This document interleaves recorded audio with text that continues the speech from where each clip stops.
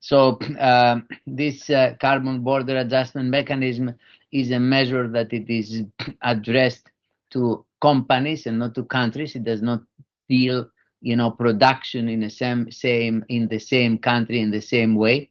It deals each product differently according to these embedded emissions in the product produced in a specific, let's say, production line. And it gives incentives to companies who produce in the sectors of steel, aluminium, fertilizers, and cement, to decarbonize their production methods, to have sustainable and responsible production methods.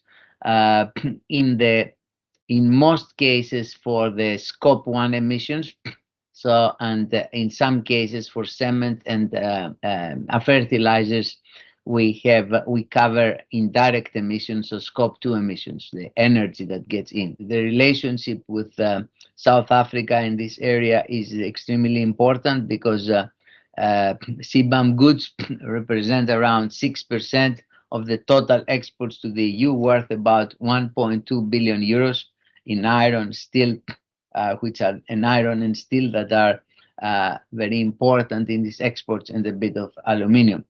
So at the moment in South Africa, steel makers rely primarily in blast furnace technology. So now, if we had introduced immediately calculation of indirect emissions, there would be an immediate effect in our trade relationship. So we decided to postpone the inclusion of indirect emissions in our CBAM as of the 1st of January 2026. And I think this will give us more time to for your producer to adjust and for us to discuss how to deal with this. Overall, the quality of the level of embedded emissions, scope 1 emissions in South Africa is good. There is responsible and improving sustainability in the products, and therefore the South African exports do not, let's say, compare unfavorably with other imports in the EU. Overall, the EU is a net importer in all these areas covered by CBAM. We import steel, aluminium, cement, and fertilizers more than 100 million tons per year. So there will be always, let's say, access to our market.